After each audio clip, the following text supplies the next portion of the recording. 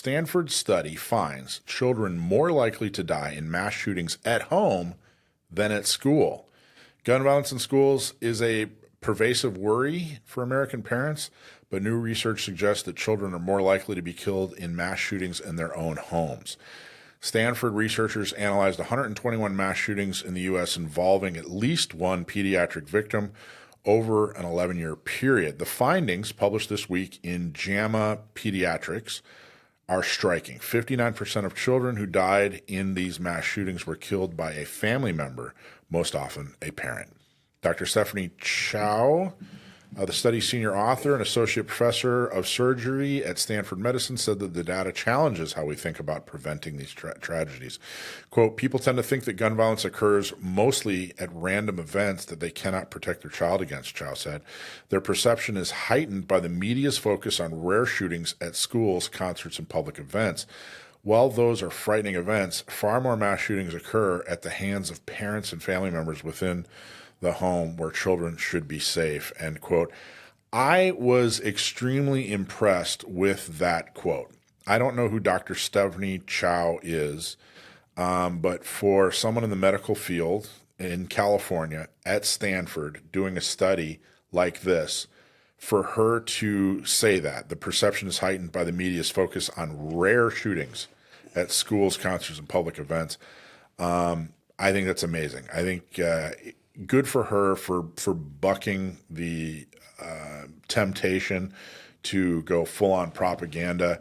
It is extremely sad and horrible and tragic if there's any kind of violence at a school.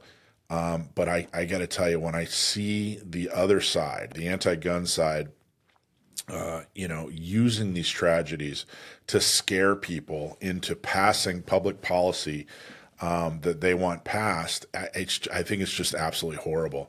The reality is it is extremely rare for there to be some kind of shooting at a school. You'll see something on the news. You'll see a shooting on the, school shooting or whatever on the news, and they'll say something like, yeah, this is the 247th school shooting of the year. And no one's heard of another, the other 246, and come to find out, if you really do the research, they count almost anybody as a child. They count almost anywhere as a school shooting. If you're, 4 blocks away from a school on a Saturday night when, at midnight, and there's a drug deal between 2 drug dealers that, ended in a shooting, they'll consider it a school shooting, and they've done this for political reasons. I think it's horrible. But I thought this, it was an interesting study. I certainly don't know if it means we should, I don't know what it means we should be doing different, but what I took away from this thing is that the idea that there are so many school shootings, that these mass shootings is some kind of national problem that's escalating and happening every day or whatever is completely untrue. And this research probably unintentionally proved what we've been saying for years. So I don't know. What are your thoughts on that, Bill?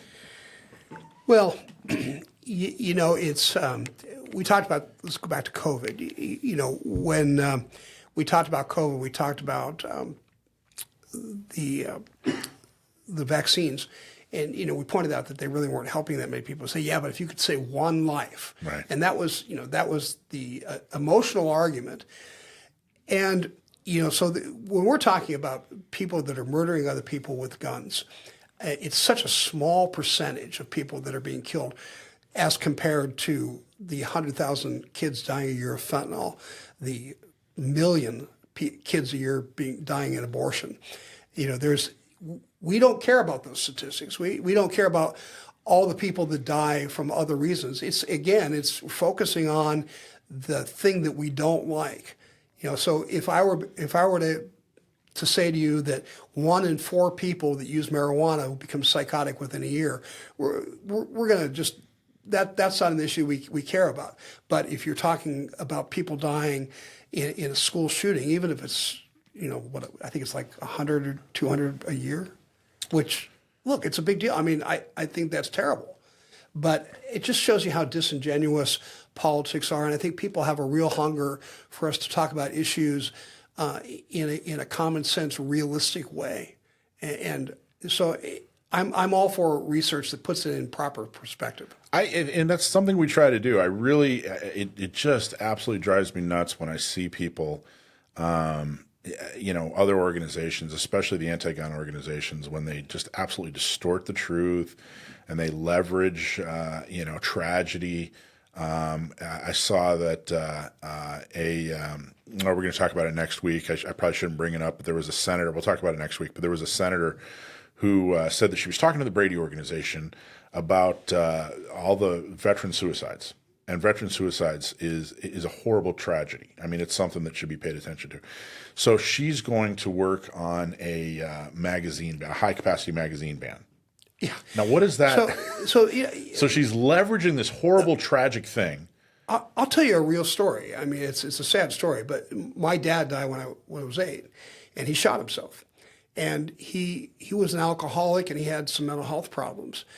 And if you don't like guns, you go after the gun and say, if he had not had a gun, he would still be with us. But that wasn't true. I found out later he had made several attempts by other means. And the tragedy here was not the gun. The tragedy here was an undiagnosed and unhelped addiction and mental health problem. And to focus on guns, and suicide's a big thing, because you know that about 60% of all gun deaths are suicide. Mm-hmm. And so to focus on, like, we wouldn't have this problem if there weren't guns in people's houses.